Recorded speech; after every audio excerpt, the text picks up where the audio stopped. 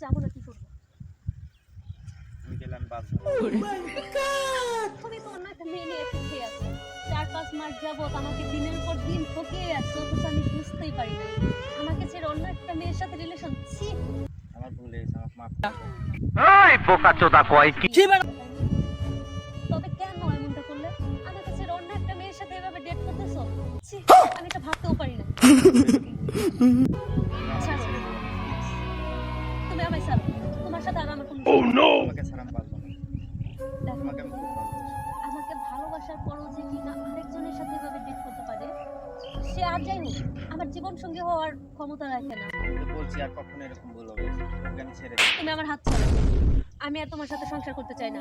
আর আজকে আমি তোমায় ছেড়ে চলে যাব, আজকের মধ্যেই আমি আমার বাবার বাড়ি চলে যাব। আর তুমি সময় মতো